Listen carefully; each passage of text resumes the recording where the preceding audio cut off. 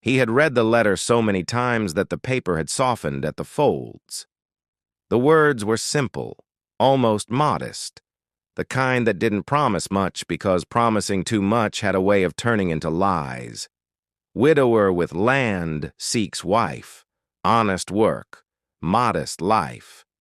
He had mailed it because silence had grown too loud in his house, because the winter accounts didn't care how proud a man was, and because Christmas had a way of making empty chairs feel like accusations. Now the letter sat in his coat pocket as the train hissed and slowed, metal crying against metal, and he wondered if this was the moment where a bad idea finally came due. Men in Dry Creek pretended not to watch, but they always watched. He kept his eyes on the platform, jaw tight, breath measured, bracing for disappointment or judgment or the kind of pity that sticks to you longer than dust. She stepped down alone, no family trailing, no escort explaining her presence. Just a woman in a plain coat buttoned high, a small valise in one hand, the other steady at her side as if she'd practiced arriving this way. She paused, scanned the faces, and her eyes landed on him without hesitation. That was the first surprise. The second was the way she didn't smile to soften the moment. She looked at his boots, then his hands, calloused, honest, worn, and then she met his eyes like someone who understood agreements. The room leaned in, waiting for him to claim her or step aside. Fear struck first, sharp and unwelcome. Not fear of her. Fear of being seen for what his ranch had become, fields stretched thin, fences begging for repair, numbers that refused to behave. He nodded once. It felt like signing his name to a page he hadn't read. She nodded back, as if the contract were mutual and already understood. Before we dive deeper, let us know in the comments where you're watching from. We'd love to hear from you, and if you're new here, click on the subscribe button so you never miss any of our upcoming videos. The wagon ride out of Dry Creek was quiet. He offered his coat against the cold without ceremony. She accepted without making it something it wasn't. Town lights fell away and the land opened, flat and unforgiving, dust turned hard by frost. He talked when silence threatened to turn heavy, pointing out fence lines and water, naming the hills like he'd always done, even when no one asked. She listened, eyes following the land, taking it in without the flinch he expected. When they reached the house, he set her bag down himself and showed her the spare room, explaining the place like it was temporary, even though he'd lived there for years. The table was set for one. He noticed her notice it and felt a flicker of shame that surprised him with its heat. Supper was simple, coffee bitter, bread cut thick. Christmas Eve passed without speeches. Later, lying awake, he waited for the sound of regret moving down the hall. It didn't come. Morning found her up before him. He smelled coffee first, then heard the soft scrape of a chair. She stood at the window looking out across the fields like someone reading a map. "I'd like to see your books," she said when he entered, not turning. The request caught him wrong-footed. He laughed once, short. "You didn't come for romance, did you?" She turned then, a faint smile touching her mouth. "I came for honesty," she said. He fetched the ledger, feeling foolish and exposed, and set it on the table like a test he hadn't studied for. She opened it, pencil appearing from her sleeve as if it had always been there. She didn't criticize. She counted. Her lips moved, quiet, patient. He watched the way her brow furrowed, not with judgment, but with focus. That unsettled him more than condemnation would have. The truth of the ranch revealed itself in columns and margins, sales timed wrong, feed bought late, repairs postponed until they cost more. He explained himself without being asked, defensive habits rising like old muscle memory. She listened, nodding, then closed the book gently. "It's not broken," she said. "It's just tired." The words landed clean. He didn't know why that mattered, only that it did. Outside, the day moved on. He took her to the barn, pointed out the stock, the water schedule, the fence that never quite stayed put. She asked questions that made sense, not big ones, small ones that added up. He felt something shift, an awareness that this wasn't charity arriving on a train, but partnership disguised as coincidence. Dry Creek tested them quickly. A neighbor stopped by with a joke that leaned too far. The rancher answered without raising his voice, positioning himself just enough to say where he stood.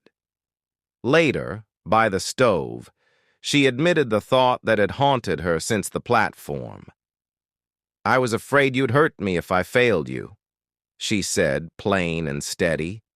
He stared at the fire and answered with his own truth.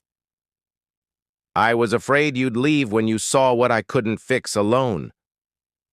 The quiet that followed wasn't empty.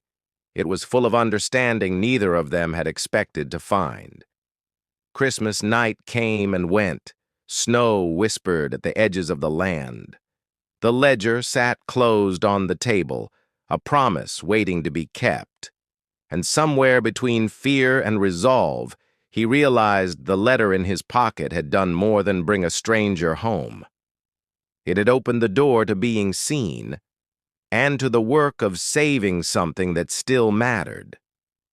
The first weeks tested both of them in quiet ways that didn't announce themselves. The rancher learned how heavy silence could be when another person shared it, and she learned how a place revealed its truth slowly, the way ledgers did. Each morning she rose early, not out of obligation, but habit, and the smell of coffee became a marker of something steady beginning to form. He watched from the doorway as she took inventory of the land with her eyes, counting posts, listening to the rhythm of the stock, noticing which troughs emptied first. It unsettled him because it felt intimate, as if she were learning the shape of his failures without flinching. He had expected questions about comfort, about town life, about when he planned to make things official. Instead, she asked how often the rail passed through, who bought his calves, and why he sold when he did. When he shrugged, she nodded, the way someone does when they're already planning a better way. Fear followed him through those mornings, whispering that help like this never arrived without a cost. The bank's letter arrived 3 days after Christmas, polite and final in its phrasing. He read it alone and folded it twice, the way men do when they believe hiding paper can hide consequences. He didn't tell her. He meant to, but each day found a reason to wait, another chore to finish, another excuse to protect his pride. She noticed the change anyway. She always did. Over supper, she asked for the books again, not accusing, just patient. He resisted out of habit, then relented because resistance felt childish under her steady gaze. She spread the ledgers across the table, pencil moving in small, precise motions, counting under her breath. The room filled with the sound of numbers being faced. When she spoke, it wasn't dramatic. "You're selling at the wrong time," she said, "and you're buying feed when everyone else is desperate." He bristled, then fell quiet, because the truth had a way of disarming defenses. She explained timing like it was common sense, which made it sting less. The changes began small and stayed that way, which made them believable. She didn't promise miracles.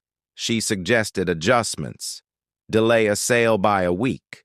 Move money between months. Trade labor for supplies where cash bled too fast. He followed because the alternatives had already failed. He watched the land respond the way tired bodies do when given rest, slowly, without gratitude, but unmistakably. Fences held longer, accounts steadied. Men who'd stopped coming by returned with questions that sounded like compliments. He said nothing about her role because the truth felt private and fragile, like a seed that could die if named too loudly. At night, they shared meals without ceremony, conversation slipping into something easier. She spoke of cities she'd left behind, of learning to read markets the way others read clouds, of surviving without asking permission. He listened, recognizing the shape of resilience, even if the setting was different. Dry Creek noticed, of course. Towns always do when patterns shift. A neighbor rode up loud with drink and rumor, letting his words wander too close to her presence. The rancher stepped between them, voice low, posture firm, ending the exchange without spectacle. Later by the stove, she admitted the fear she'd carried since the platform. "I thought you might kill me if I failed you," she said, plain and honest. He didn't laugh. He told her his fear instead. "I thought you'd leave when you saw the truth." The admission settled the room, not like an argument resolved, but like a weight finally set down. January came with cold mornings and longer days. The bank's tone softened in its next letter, not generous, just less final. He placed it on the table without comment. She read it, nodded, and said, "We keep going." It wasn't hope she offered. It was work. As winter pressed on, he began to notice how often she chose the harder option if it meant stability later. She turned down a quick sale that would have eased a week and cost a season.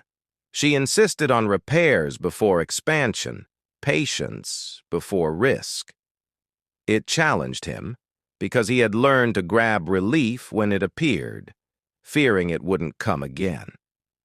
One night, as the fire burned low, he asked where she'd learned this restraint.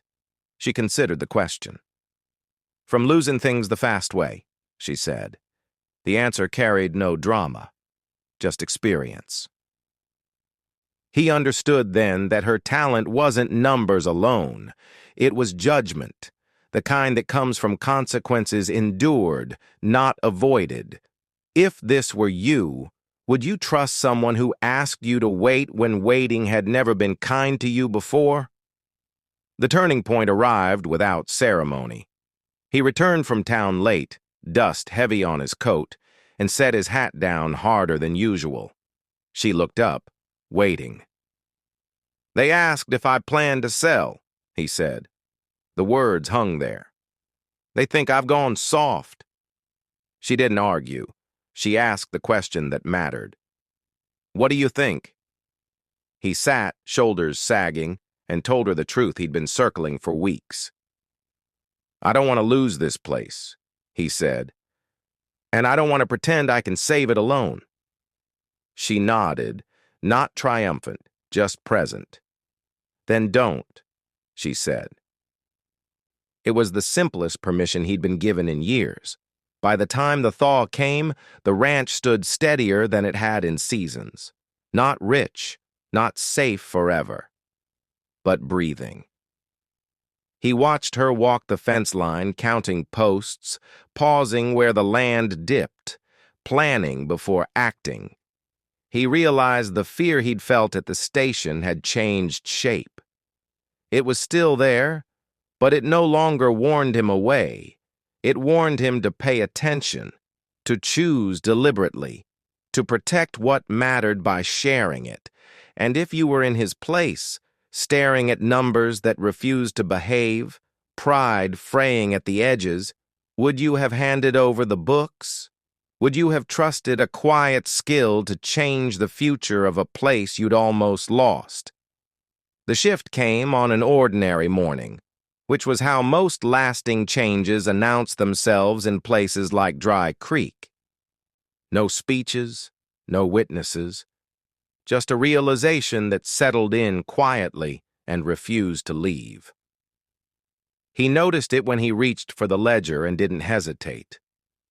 The book lay on the table where it had begun to live, no longer something to be hidden or defended. He opened it without the old tightness in his chest and scanned the columns the way she had taught him to, looking for patterns instead of panic. Outside, the cattle moved with unhurried confidence. Inside, the house felt used, not occupied. That difference mattered. She stood at the stove, sleeves rolled, hair pinned back, humming something he didn't recognize. It struck him then that she hadn't asked permission to belong. She had simply acted as if the future required her attention and waited to see if anyone would stop her. No one had. By early spring, the ranch wasn't thriving, but it wasn't bleeding anymore either.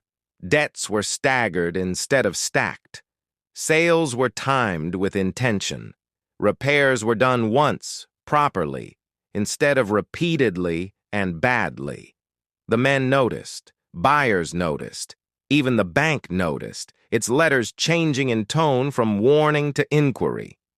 He read one such letter twice and set it down, a strange mix of relief and disbelief settling over him. When he looked up, she was watching, not smiling, just attentive. "That's progress," she said. He nodded. Progress felt fragile, but real. Dry Creek adjusted the way towns always did, slowly, and only after evidence made denial uncomfortable.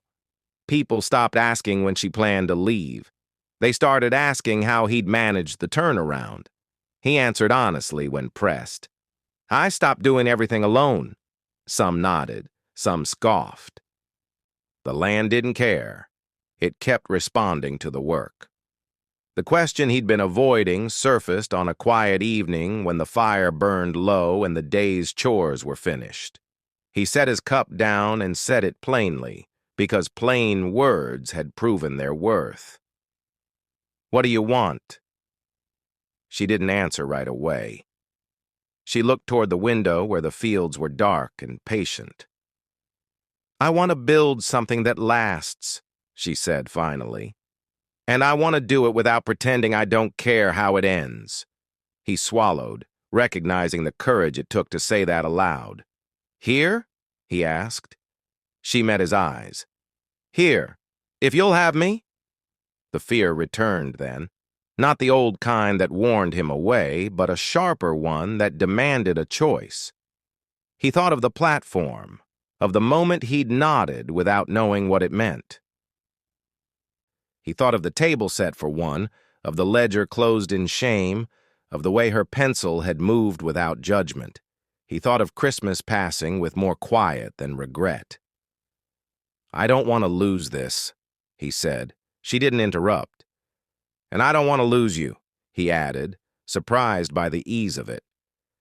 The truth felt steady once spoken. "Then don't," she replied. It wasn't an answer. It was an invitation.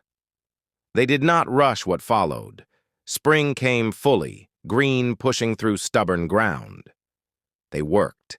They argued about small things, timing, repairs, the merits of caution versus opportunity. The arguments mattered because they ended with plans, not silence. One afternoon, after a long day, he set a folded paper on the table. It wasn't dramatic, just official. He slid it toward her. "I want you as my wife," he said, "and my partner." She read the paper carefully, the way she read everything that mattered. "I won't be invisible in this," she said. He nodded. "I don't want you to be." She signed without ceremony. He signed after, hands steady. The wedding was simple and private, the kind that suited them. No spectacle for Dry Creek to misinterpret. A small gathering. Honest vows. A promise that sounded like work, because that was what love had proven itself to be. Afterward, life resumed without applause. That, too, felt right. The ranch demanded attention the next morning. They gave it. Months passed. The ledger balanced more often than not. A bad week didn't feel like a verdict anymore. When setbacks came, they faced them together, adjusting instead of reacting. The hidden talent everyone talked about turned out not to be hidden at all. It was visible in the way she chose patience over panic, in the way she understood that survival wasn't the same as stability. He learned to trust that. She learned to trust him to listen. At Christmas, a year after the train, the table was longer. Not grand, just fuller. Bread cut thick, coffee strong, laughter measured but real. He watched her move through the room, setting plates with the same care she gave the books, and thought about the ad he'd placed in a moment of desperation. He hadn't known what he was asking for. He'd known only what he couldn't do anymore. Alone.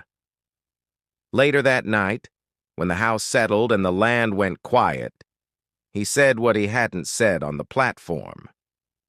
"I was afraid you'd save the ranch and leave." She smiled, not unkindly. "I was afraid you'd want saving," she replied. The truth of it settled easily between them. They had built something better than rescue. They had built trust. If this were you, standing at a crossroads where pride met necessity, would you have taken the chance? Would you have opened the books, invited another set of eyes, risked being seen? How would you have felt watching a quiet skill change the future of a place you'd almost lost? Thanks for staying to the end. Where are you watching from?